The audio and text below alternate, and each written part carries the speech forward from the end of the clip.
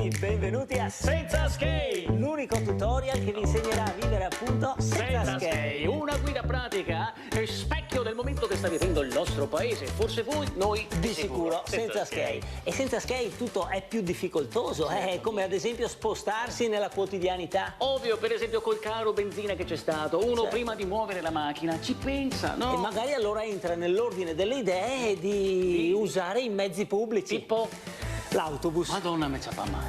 Eh sì, perché magari è da anni che non lo prendi più e si capisce perché. Se tu sali in autobus, il primo pensiero che ti viene è Ma meno male che avevano detto di fare il distanziamento, se bien così. Tutti schiacciati uno solo ad estate. Poi ti guardi attorno e pensi, oh, ma sono l'unico italiano qua. E ancora, ma sono l'unico che oggi non magna segue. Poi dici, beh, per fortuna che ho la mascherina, no? Attenua un po'. Attenua, la mascherina è peggio, fa peggio. Prendi tutta la puzza. Da svanimento, ragazzi. Mamma mia, che poi mascherina, così, così. la vedi così, ma soprattutto ragazzi in autobus non ci sono più passeggeri con cellulare. Ma cellulari con passeggeri. Massiccia badante ucraina con Nokia del 2008. Jannucka, Janna Presnata, da supermarket pannoloni 3x2. E qual è quell'elemento che ti fa dire anche da 20 metri di distanza Anna badante? La giacca in finta pelle? No! L'anziano signore al suo fianco? No! La tinta dei capelli, ragazzi, colori incredibili! 12 cingalesi si contendono l'utilizzo di uno smartphone comprato in multiproprietà. Che poi anche sti cingalesi ormai li troviamo quotidianamente dappertutto. L'altro giorno si rompe l'autobus, ferma tutto, apri il motore. Amico, compra rosa, dai, compra Anda rosa. qua! Compra Va bene, dai.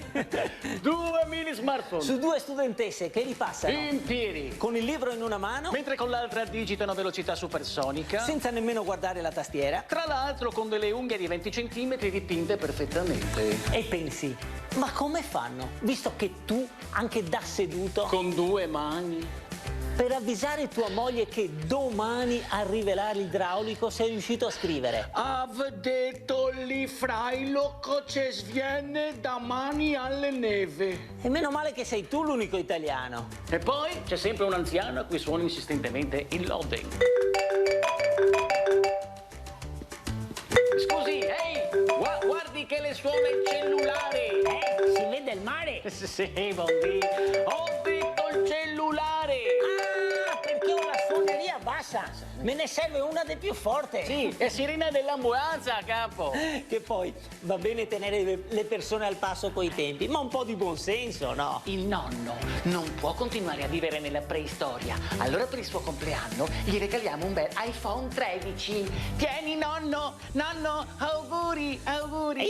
Che bello, grazie. È un rasoio elettrico. Ma no, non è un telefono. E a chi devo telefonare che i miei amici sono tutti morti? Guardami, nonno, ha una fotocamera eccezionale, sai, un display da 84.000 megapixel, un processore da 64 GHz. Guardami, nonno, guardami. Il sistema operativo è compatibile sia col PC che col Mac. Ma i gettoni dove vanno? Ora, a uno che vive ancora nella cabina telefonica, E non certo per cambiarsi da Superman. ma se ti regali una bottiglia di graspa, ma non ti fai più contento? Insomma, in autobus sono tutti al cellulare. Tutti, compresi i tuoi zingari che sei Dio scamparia di corsa. Oh, il mio cellulare! Oh! Mio portafoglio! No, fermi!